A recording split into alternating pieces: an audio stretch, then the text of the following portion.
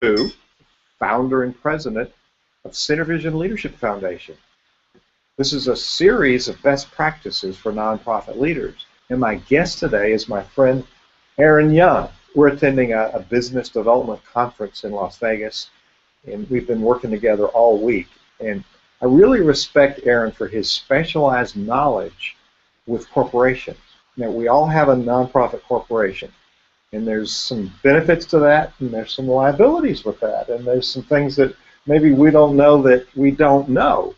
So, Aaron, tell people a little bit about Laughlin Associates, your company, and your background. Why do you do this, and a little bit about what Laughlin does, so we get the context of your knowledge. Sure, absolutely. So, first of all, I want to say that I think what Hugh is doing here with CenterVision and all the help they're giving to nonprofit organizations is great. For the last, over 42 years now, Laughlin Associates has been one of the largest incorporation firms in the United States. We form corporations and limited liability companies, limited partnerships, and professional corporations and nonprofit corporations for many, many thousands of business owners and organizations that are out there. We have literally hundreds and hundreds of nonprofits, actually 501c3s, and many more not-for-profit companies. Mm-hmm. So we've seen a lot of things that way. We've worked with over 100,000 organizations, mostly business owners and entrepreneurs, but also many churches and other good causes that are working with people or the environment and so on. And we've seen a lot of things that work well. We've seen a lot of bad things that have happened, and a lot of people, I often say when I give talks, a lot of folks come to us in a state of what I call event-driven. Oh. They've been in a bad situation, a bad event, and they say, we never want that to happen again. And so I think part of what we'll talk about over these next few minutes, hopefully we'll be talking about some of the things that we see that organizations fail to do, not because they're trying to do anything wrong, but just because they either don't know how to do it, or they're busy with other things, or maybe they don't even know they're supposed to do it. So we'll talk a little bit about that, and then talk about what some of that liability is for not doing it, and really how simple it is to take control of keeping your organization safe, keeping your organization in good stead with the IRS, keeping your organization in a place where it can receive donations, and not lose that opportunity, and not get yourself in a bad situation with any sort of, I guess I would call them three-letter agencies. It could be the IRS or any other number of organizations that might get frustrated. So anyway, 43 years in business, lots and lots of customers, and we've always been about a lot of education and then helping these individuals build something that they can scale, make bigger, and then in the case of the entrepreneurial clients, a business that becomes an asset that they can pass down.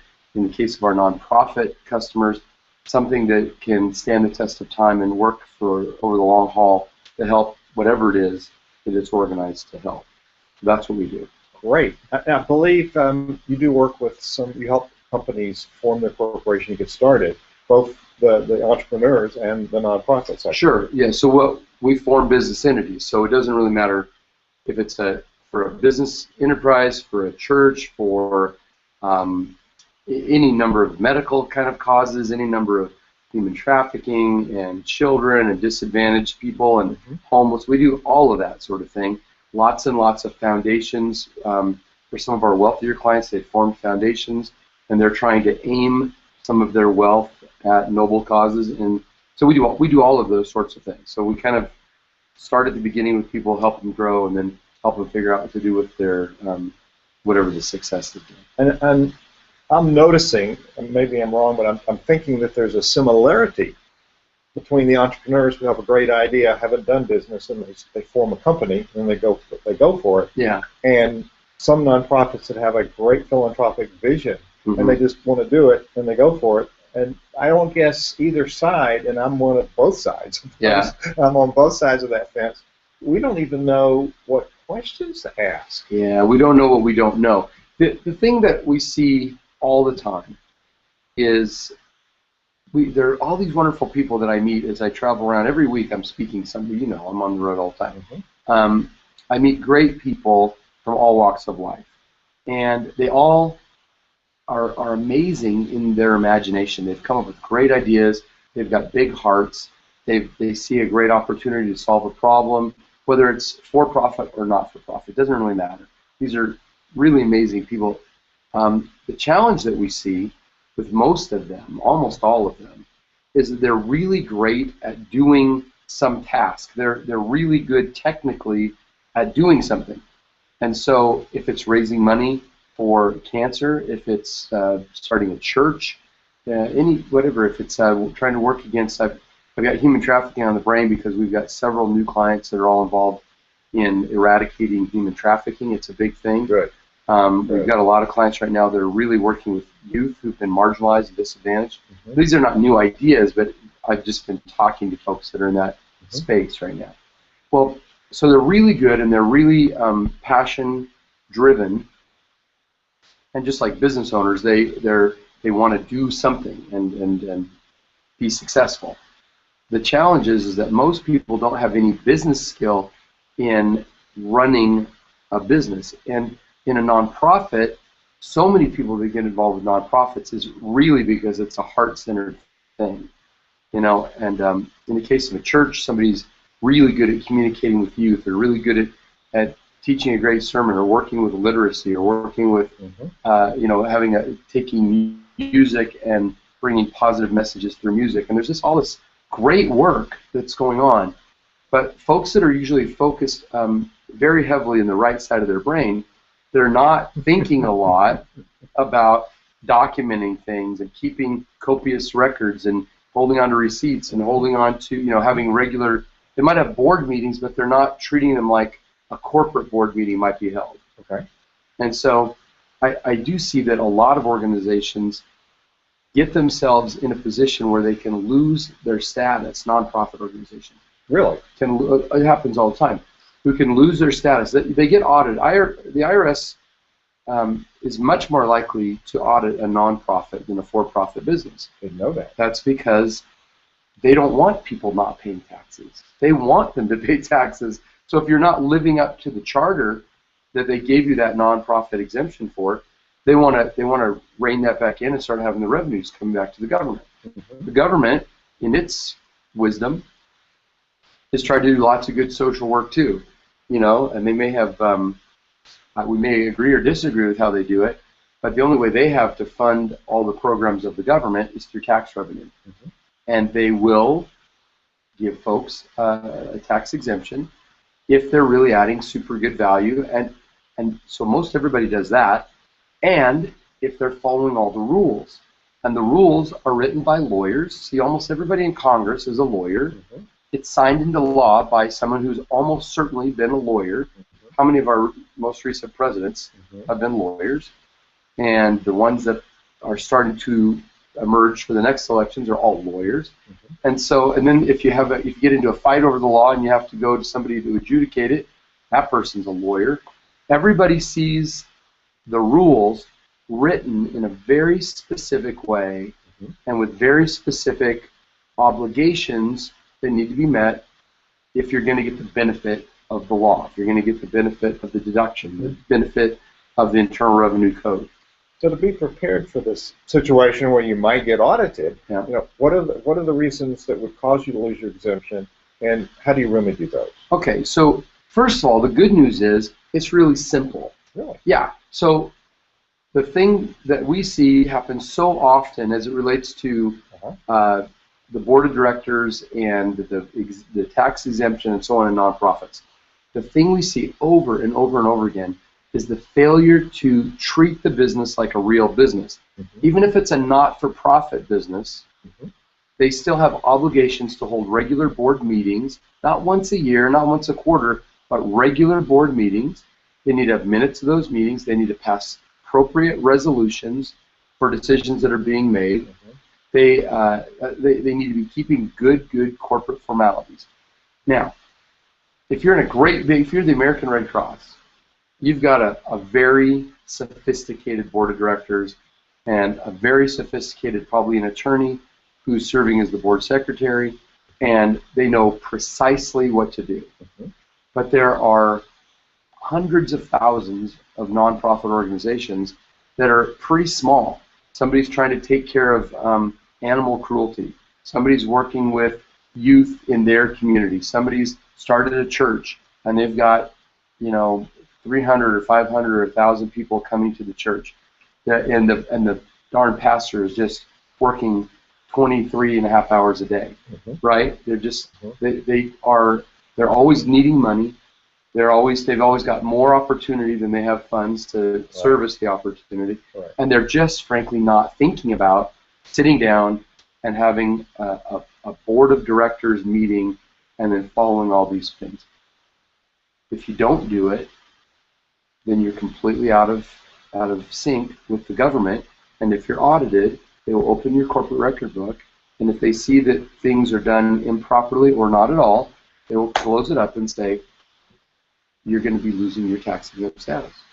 And I've seen it happen a number of times. That's pretty severe. There's no warning? Well, there's no warning. The warning is you get the audit notice. The warning is you get the audit notice, and if you don't have your records in order, you can try to fake them. You can try to go and, I've seen crazy stuff like people wrinkle papers and put coffee cups on them to make a mark, or try different ink, or it's completely illegal and completely inappropriate, and nobody should do it, and I especially hope churches would never do such a thing. But I'll tell you, the IRS is pretty darn savvy to this work, and they can tell if you have established a pattern of acting in such a way as good stewards of this organization. And they know it's not designed to be for the benefit of the leader, but the leaders are quite often making a living. Some of them aren't making much, and some of them are making a lot.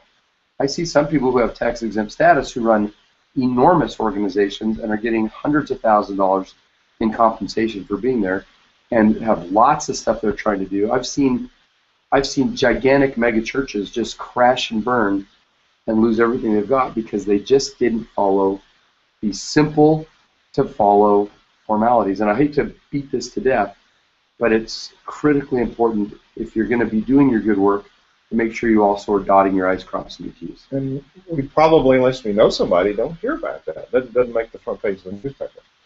No, well, no. I mean, unless they're famous. If you had Crystal Cathedral. Well, actually, it happened to Crystal Cathedral, didn't it? Yeah, I didn't mean to say that one, but that.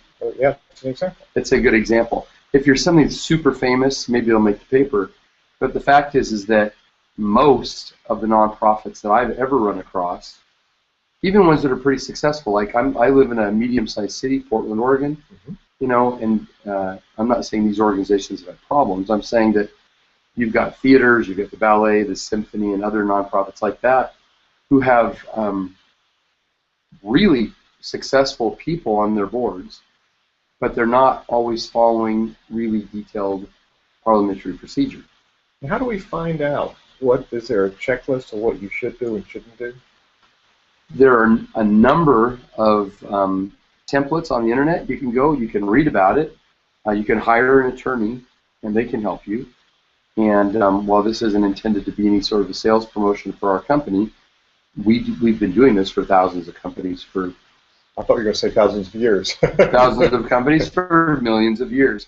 No, thousands of companies for 5 decades. Well, that's why you're here. I mean, you know what this. That's why I'm at this event. That's why I'm here as a speaker. Right. That's why I travel the country and give talks to business owners and all kinds of organizations, is because we've been successful at taking care of lost people. And it's let me just tell you, folks, it's utterly in your reach to get this done. This isn't a big onerous thing. This isn't thousands and thousands of dollars. This is either one, get a really good, competent attorney, maybe an accountant, but attorney would be an ideal solution, okay. Or a paralegal who's had experience that way. It's somebody like that as your board secretary who knows what to do. That would be the first thing to do. If you've been deficient, haven't been doing it for years, then you need to go back and with somebody who has competency in that area, go back to the beginning and methodically identify at least the highlights of decisions that have been made year over year, ratify the decisions of the board from those years, and do that until you get caught up, and then make a real effort to, at least on a monthly basis, go in and organize minutes and specifically resolutions, the decisions that were made. If you look at your charter, it'll say that there needs to be a resolution written, passed, and written at or near the time of any significant decision. Now, significant decision doesn't mean we went down to buy Dixie cups at the Walmart. Mm-hmm. That's not a significant decision. Mm-hmm. But changing accountants, giving somebody a bonus, any sort of bonus for any of your people, making loans, taking loans, adding new officers, adding new directors, leasing space. There's hundreds of things. There's hundreds of things that have to be documented properly, and most of us don't even have a clue past maybe 4 or 5 we could guess at. Sure. Filing your 990 with the IRS is mandatory now, even if you had little income. But these other things kind of get lost in the shuffle. Filing your annual report with the state where you reside. Now, falling out of good standing with your state. Yes. If you go out of good standing with your state, yes, is an automatic pierce to your corporate veil. So if they come back and say, well, look at how many you were 6 months out of good standing, you weren't acting like a legitimate business. Even if it's a nonprofit, they say you're not acting as a good steward, and that can be reason enough right there to lose your standing as a 501c3. That's amazing. And it goes on and on and on. I could tell you lots of stories. Oh, really? Yeah. Now, you're here because you run a company that takes care of these things, a Laughlin company, and that's listed at the bottom of this interview. Thank you. Well, you're an expert in this, and I interview experts because it makes me look better, but also I've learned a whole lot in this series of interviews. I go, uh-oh, I better change my ways. Okay. So I'm like everybody else. I got to, here's some details I need to pay attention to. Sure. So you mentioned the corporate veil. Mm-hmm. Explain that a little bit. Maybe some people don't exactly know what a corporate veil is and why it's important and why you don't want to pierce that. Okay, so the reason that we form business entities in the first place is to separate out the owner or the one in charge from the enterprise itself. And what we know in the business world is that it used to be 4 out of 5, actually now it's closer to 5 out of 6 companies will fail in the first 5 years. Mm. Okay. The United States government and your state governments understand that the vast majority of the population is never going to have the tolerance for risk, the particular skill set, technical ability, whatever. They're not going to start a business. They're not going to start a 501c3. They're not going to do a nonprofit. Most people drift through life. And actually, that's one of the reasons we need organizations to rally people, because most people aren't thinking about how can I help, how can I make my community better, my environment better, my spirituality better. We're not thinking about those things. We're just thinking about, I need to go get a Slurpee at 7-Eleven, right?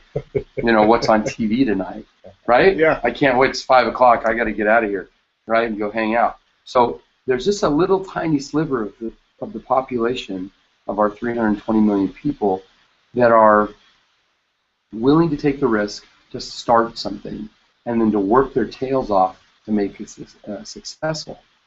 The government knows that, and they also know that most people are going to fail. But here's what I'll tell you, and you know this. Even these people, and I meet them all the time, and they're my clients, so I know what I'm talking about here. I've been doing this for a long time. Even if you've got this colossal failure on your hands, and you're just going down in flames, and you can see the ground coming up towards you, and you know that this thing you've built is just getting ready to get disintegrated all over the ground. It doesn't matter. Even as you're going down in flames, you're saying, I've got this other idea that I think would be really great.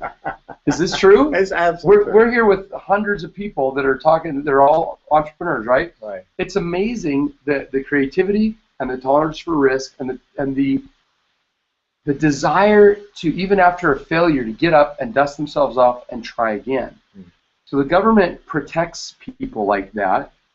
They give them things called corporations and limited liability companies, and corporations can have a 501c3 status, and that's great. So they give you protection from this enterprise that you're engaged in. The protection is called a corporate veil, and that's what keeps us, the ones that are either owning or are running, or the beneficial owner, let's call it, of the organization, keep us separate from as a human being, separate from all the liabilities of the company.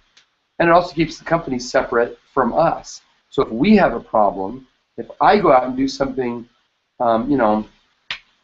to use hopefully not an inappropriate thing, but if there was a leader of a church that was accused of inappropriate sexual relations with somebody, their youth pastor, and something happens that way, or something happens. I don't mean to scandal. I mean breaking the law. Right. Yeah. Breaking the law. So you've got a youth and an adult or something like that.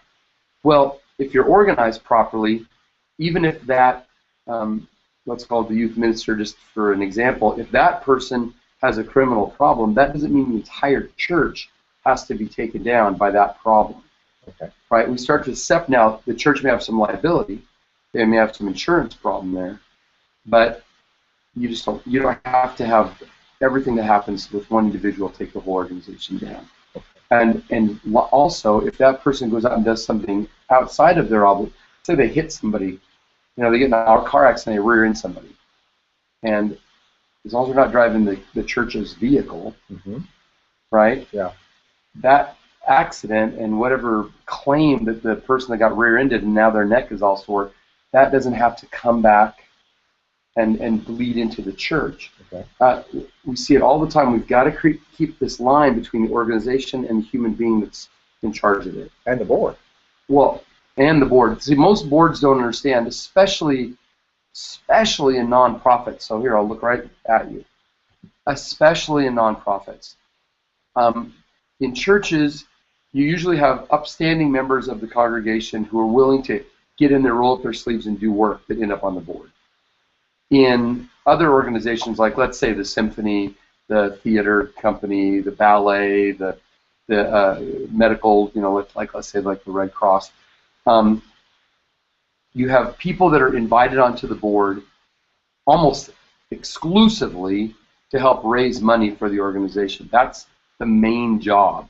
When you come on to the ballet's board of directors, they're expecting you to not only contribute at a certain level yourself, but also to be bringing other people to buy season memberships and so on. It's just what it is. Most of those people are lovers of the arts, lovers of the church, not seasoned business people. And even if they are, they're usually older, retired, they have time to do this, and really the organization is looking for the money. They need the money to come in. Every board I've ever sat on that was a nonprofit, every meeting is talking about we need more money, we're running behind, we're in the red, what are we going to do to bring in more stuff, even if they appear to be thriving on the outside. Is this familiar to you? It's very familiar. Okay. What most board members don't understand is that by going onto the actual board of directors, not some advisory board, not some ancillary thing, but when you're on the board of directors and you're a director of the organization, you now are also liable for the challenges of the organization. So if there is a lawsuit that comes in and it does come in and hit the company, it does hit the church or whatever the cause is, the board members are all going to be named. Now, hopefully, the organization has insurance for a board member. But that's special insurance, isn't it? Oh yeah, it's specialized insurance just for the board. Okay. Director and. So there's officer director insurance, and there's also insurance for boards of directors. Okay. And so, we always hear D&O, director and officers. But there's also a further kind of insurance that protects boards of directors. The challenge, directors. What am I saying? Directors, officers. Cora, I'm sorry, I totally misspoke. Yes, D&O insurance covers the directors. So my point is, a lot of smaller organizations, they don't have a lot of money, and they even will say, we don't have any insurance. We just don't have that right now. We can't, and it's kind of expensive insurance.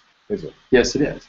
And so a lot of organizations don't buy it because it's an onerous cost at a time when they're trying to say, well, we could feed this many more people, or we could have this much more stuff for the youth, or we could get this many more inoculations done, right? We could buy this many more books, or go into this many more prisons and help with people, whatever. They don't do it. So if the organization is sued and loses, the judgment can come back and haunt not just the organization, but also anybody that's on the board of directors. Wow. Wow. Yeah, and I think most people are so honored and humbled that they would be invited onto a board, and they see it as a prestigious thing.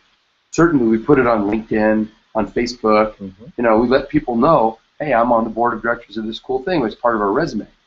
And really, that's why they get people that they want to be helping to collect money. It's the reason they put you on the board, because they're saying we'll trade our prestige for you helping with money. That's the whole reason. Otherwise, there's really no reason to have those board of directors members there, because the church can run off just fine, or the fine without all these people. Right? They're doing it. They're trading prestige for money, and most of the board members have no clue what their liability is. And if you're in a bigger organization, you're probably fine. But if you're in a medium to small organization, the ones that I see regularly lose their status, you're almost certainly not covered. Got it. Got it. I'm a gloom and doom kind of guy. I feel like there's a lot of good things that go on too. We just want to make sure that as you do all your good work, as you're out there making a difference in your community, that you can also sleep well at night. Well, your doctor given us a prescription to get healthy when we're not healthy, and so it's a little medicine that we really need it. Yeah, well, we at least need a checkup. Yes, sir. We at least need the checkup to make sure where we are. And if your organization is doing well, good. I mean, that's fantastic. Unfortunately, it's kind of like the policeman who pulls somebody over and they're so cautious as they come up to the car. It's because they don't know what they're going to run into, because they've seen a lot of bad stuff. Quite often, the people that come and talk to me are not the ones that where everything's okay. They're the ones that come up and something bad's going on, and then they want to grab me and say, and a lot of times in tears, and say, let me tell you what's happened, and I know it's my fault, but it doesn't change the fact that I'm in this bad situation now. Right. And so I see these sad situations, and I'm thinking, there's no reason that you ever have to be in that position. You can utterly afford to get the work done. All you have to do is pay attention to it. It's not hard to do. You just have to do it. Well, knowing you've helped me know what kind of questions that I should ask, and that's very helpful. So it's may sound like doom and gloom, but it's the word of caution from somebody who sits in the seat, and you see the liabilities from all of these. And I like the part where you said it wasn't difficult. It's easy to fix. So having a paralegal or a lawyer on your board to be the secretary. It's a great way to do it. Right. Laughlin Company, companies like Laughlin and Associates take care of those things. Yeah. And you ask us questions. You don't have to think. It's a do-it-for-you service. So what we do, and I can't speak to what anybody else does, if you're not actually in the room, what we need to do, and see, the companies that we work with are mostly smaller nonprofits, right? There's just a few people on the board, or maybe there's only one person on the board. Correct. And so in that situation, especially if there's only one person on the board, if it's a small organization that's being really run by one person, they've got some volunteers that are helping, and we see that a lot, and that's truthfully what most nonprofit organizations are. What we do is we talk to you on the phone, we interview you every month and ask a bunch of questions and come to the conclusion of, okay, those things need to be documented. We create the documents, send them back to you digitally, you sign them and put them in your corporate record book, you're good to go. Even if you knew exactly what to do from a corporate formality standpoint, if you're a one-person board of directors, the idea of having a formal meeting and calling it to order and then taking roll and then saying, let's review last time's minutes, and you just don't do that because it would feel like somebody's going to go lock you up in a rubber room. You just would make you, you know what I mean? Hi, I'm here, okay, we have a full quorum. Okay, it just would be insanity. Aaron, call yourself to order. Yeah, I'm here, and okay, good. So first, motion, second. Anyway, it would be silly. It'd be schizophrenic. It doesn't change the fact that it has to be done. It doesn't change the fact that you have the obligation by law to do it. It doesn't change the fact that the IRS, who's given you the tax-exempt status, will say, if you don't follow the rules, you don't get the benefit. And they're not they're not like all warm and fuzzy about this stuff. It's very black and white. You've either done it or not done it. If you've done it, you're fine. If you haven't done it, you have no promise. And so that's it. I mean, you got to do the work. This has been very educational. It's been very educational. I hope you have found something here that is best practices you want to put in your list of best practices to make sure that you keep up with. Aaron Young, this has been, even though it was doom and gloom, it's been very good. It's been very good. And I can see your passion for taking care of things the right way. So thank you for that, because it does us a lot of good in the entrepreneurial community and in the nonprofit world.